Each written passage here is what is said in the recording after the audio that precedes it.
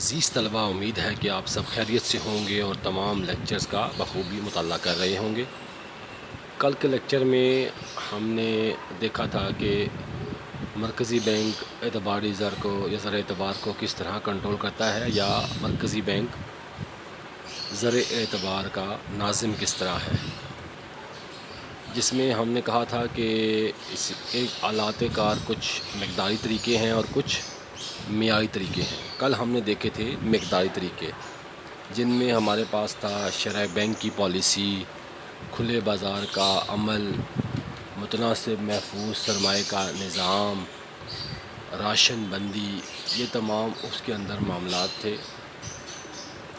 آج ہم دیکھیں گے کہ مرکزی بینک جو ہے وہ زر اعتبار کو کنٹرول کرنے کے لیے معیاری طریقے یا وصفی طریقے کون سے استعمال کرتا ہے۔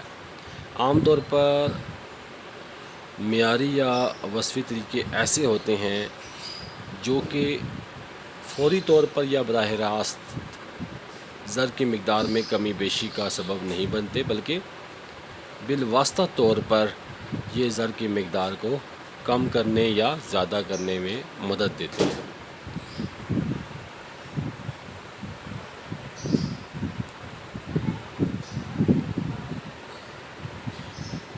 اب ہمارے پاس جو معیاری طریقے ہیں، ان میں ہمارے پاس سب سے پہلا جو طریقہ ہے وہ ہے اخلاقی اپیل، جس کو ہم کہتے ہیں مورل پرسویشن۔ اس کے بعد ہمارے پاس ہے راست اقدام، جسے ہم کہتے ہیں اشتہار، ڈائریکٹ ایکشن۔ اس کے بعد ہمارے پاس ہے اشتہار بازی، جسے ہم کہتے ہیں پبلسٹی۔ اور اس کے بعد ہمارے پاس ہے قرضہ جاری کرنے کی حد مختتم میں تبدیلی، change in the margin requirement. اور نمبر 9 پہ ہمارے پاس ہے جو لاسٹ ہے معیاری طریقہ، وہ ہے انتخابی کنٹرول کا طریقہ۔ تو آج ہم ان تمام کو دیکھیں گے، تو اس طرح ہمارا یہ ٹاپک مکمل ہو جائے گا کہ مرکزی بینک زر اعتبار کو کس طرح کنٹرول کرتا ہے اور زر کی مقدار کو کس طرح مستحکم رکھتا ہے۔ تو ہم شروع کریں گے سب سے پہلے کہ اخلاقی اپیل۔ اخلاقی اپیل جس سے مراد یہ ہے کہ مرکزی بینک بعض اوقات تجارتی بینکوں پر اخلاقی طور پر زور ڈالتا ہے یا دباؤ ڈالتا ہے اور انہیں مجبور کرتا ہے کہ وہ اس کی پالیسی کے مطابق عمل کرے اور ملک میں درپیش مسائل کو حل کرنے میں مرکزی بینک کی مدد کرے۔ لہٰذا اس قسم کے دباؤ کو ہم اخلاقی اپیل کے نام سے جوڑ دیتے ہیں۔ اس کے بعد نمبر 2 پر معیاری طریقے میں ہی آپ کے پاس آتا ہے جو کہ ہے راست اقدام، جس کو ہم ڈائریکٹ ایکشن بھی کہتے ہیں۔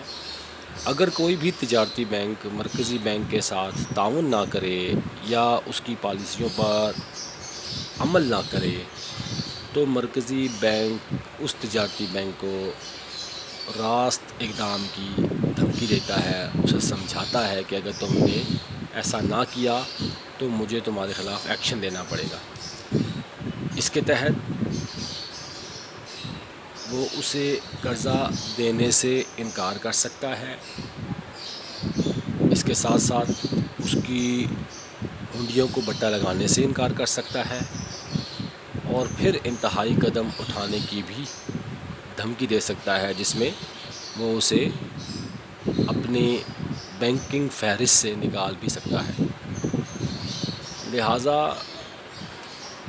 اس طرح دھمکی دے کر وہ تجارتی بینکوں کو مجبور کرتا ہے کہ وہ اس کی پالیسی کے مطابق زر کی مقدار کو کنٹرول کریں اور اس کی قدر کو مستحکم کریں۔ تو یہ تھا دوسرا طریقہ، راست اقدام۔ تیسرا طریقہ جو عزیز طلبہ وہ ہے ہمارے پاس اشتہار بازی، جس کو ہم کہتے ہیں پبلسٹی۔ بعض اوقات مرکزی بینک اشتہار بازی کے ذریعے بھی افراط زر کو کنٹرول کرتا ہے۔ مثال کے طور پر پاکستان کے مرکزی بینک نے انعامی بانڈز کی اسکیم جاری کی، جس سے کروڑ روپیہ جو ہے وہ ملک میں گردش سے نکال لیا۔ لوگوں نے انعام کی لالچ میں پرائز بانڈ خرید لیے اور اس طرح سے روپیہ جو ہے وہ گردش سے نکل گیا اور وہ مرکزی بینک کے پاس پہنچ گیا۔ اشتہار بازی کے ذریعے ہی مرکزی بینک اکثر لوگوں کو یہ ترغیب دیتا ہے کہ وہ بچت کی عادت کو اپنائیں اور تاکہ زر کی مقدار بھی کم ہو اور زر کی گردش بھی کم ہو۔ اشتہار بازی بھی اعتباری زر کو کنٹرول کرنے کا ایک اہم ذریعہ ہوتا ہے۔ نمبر 4 پر ہمارے پاس ہے قرض جاری کرنے کی حد مختم میں تبدیلی۔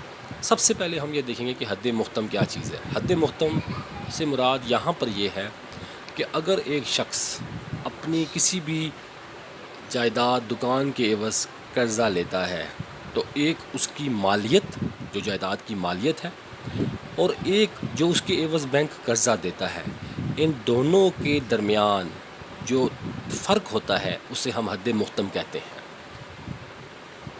یعنی مثال کے طور پر اگر ایک مکان کی قیمت 10 لاکھ روپے ہے اور بینک 9 لاکھ روپے قرض جاری کرتا ہے تو 1 لاکھ روپے حد مختم ہو گئی۔ اسی طرح اگر ایک مکان کی قیمت ہم کہتے ہیں کہ وہ 50 لاکھ روپے ہے اور بینک اس کے عوض 55 لاکھ روپے دیتا ہے تو اس صورت میں حد مختم جو ہے وہ نہیں ہوگی، کیونکہ عام طور پر مالیت جب بھی جو بینک میں مالیت جو چیز لکھتے ہیں ہم اس کی مالیت اور بینک جتنے اس کے عوض قرضہ دیتا ہے اس کو ہم کہتے ہیں عام طور پر یہ جو حد ہوتی ہے اس کو مرکزی بینک کوئی بھی بینک جو ہے وہ جتنی بھی مالیت کی چیزیں آتی ہیں اس سے کم پہ ہی قرضہ دیتا ہے، اس زیادہ کا نہیں۔ لیکن حد مختم میں ہم نے سے بتایا کہ ایک چیز کی مالیت ہے اور اس کے عوض قرضہ ہے، تو ایسا ممکن نہیں کہ بینک جو ہے وہ اس چیز کی مالیت سے زیادہ قرضہ دے، لیکن یہ ضرور ہے کہ بینک اس مالیت کے برابر قرضہ دے سکتا ہے یا مالیت سے کم۔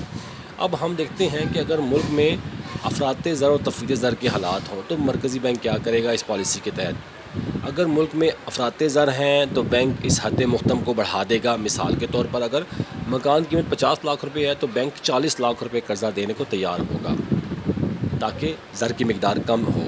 اس کے برعکس اگر تفریط زر کے حالات ہیں اور وہی مکان جس کی قیمت 50 لاکھ ہے اور وہ قرضہ دینا چاہتا ہے تو بینک اس کو 48 لاکھ روپے کا جو ہے قرضہ جاری کرنے کا کہے گا کہ جو تجارتی بینک ہیں وہ 48 لاکھ روپیہ قرضہ جاری کر دیں۔ اس طرح حد مختم جو ہے وہ کم ہو کے 2 لاکھ روپے ہو گئی۔ تو اس طرح مرکزی بینک جو زر اعتبار ہے اسے کنٹرول کرنے کے لیے حد مختم میں بھی تبدیلی کر سکتا ہے۔ اس کے بعد جو آخری چیز ہے وہ ہے انتخابی کنٹرول کا طریقہ۔ اس طریقے کے مطابق مرکزی بینک کیا کرتا ہے، وہ صارفین کی قوت خرید کو کم کر دیتا ہے اور تجارتی بینکوں کو یہ ہدایت کرتا ہے کہ وہ اس طریقے سے زر کی مقدار کو مستحکم رکھیں، قدر کو مستحکم رکھیں۔ اس طریقے میں ان اشیاء کی خرید و فروخت زیادہ اثر انداز ہوتی ہے جو کہ اقساط پر فروخت کی جاتی ہیں۔ افراط زر میں چونکہ اشیاء کی خرید کی ہم نے حوصلہ شکنی کرنی ہوتی ہے، ہمیں کوشش ہوتی ہے کہ کم سے کم لوگ خریدیں، کم سے کم پیسہ معاشرے میں آئے۔ مثلاً ایسی اشیاء کی فروخت پر ہماری کوشش ہوتی ہے مرکزی بینک کی کہ پہلی قسط میں زیادہ رقم وصول کی جائے اور بعد میں قسطوں کی تعداد بھی کم کر دی جائے، کیونکہ یہ صارفین کے لیے مشکل ہوتا ہے کہ پہلی قسط زیادہ دینا اور پھر قسطوں کی تعداد بھی کم ہو جانا، لہٰذا لوگ کم سے کم اشیاء خریدنے کو تیار ہوتے ہیں۔ اس سے زر کی مقدار کو کنٹرول کیا جا سکتا ہے اور افراط زر پر قابو پایا جا سکتا ہے۔ اس کے برعکس اگر تفریط زر کے حالات ہوں تو مرکزی بینک کی ہدایت ہوتی ہے کہ پہلی قسط کی رقم کم کر دی جائے اور قسطوں کی تعداد میں اضافہ کر دیا جائے تاکہ زیادہ سے زیادہ لوگ اشیاء کو خرید سکیں۔ اس سے آسانی ہوگی، اس سے لوگ جو ہیں زیادہ مقدار میں اشیاء خریدیں گے، زر کی مقدار میں اضافہ ہوگا اور زر گردش کرے گی اور تفریط زر کے حالات پر قابو پایا جائے گا۔ لہٰذا عزیز طلباء، مرکزی بینک زر کے اعتبار کو کنٹرول کرتا ہے، اس کے لیے اس کے مقداری طریقے بھی ہیں اور اس کے معیاری طریقے بھی ہیں۔ ان دونوں پر عمل پیرا ہو کر مرکزی بینک کسی بھی ملک کے اندر زر اعتبار کو کنٹرول کرتا ہے، اور مرکزی بینک جب بھی زر کو کنٹرول کرنے کے لیے کوئی بھی پالیسی بناتا ہے تو اسے ہم زرعی پالیسی کا نام دیتے ہیں، اسے ہم مانیٹری پالیسی کہتے ہیں۔ تو اس لیکچر کو بخوبی مطالعہ کریں، اور کوئی مشکل ہو تو مجھے آپ بتا سکتے ہیں، رابطہ کر سکتے ہیں۔ اللہ حافظ.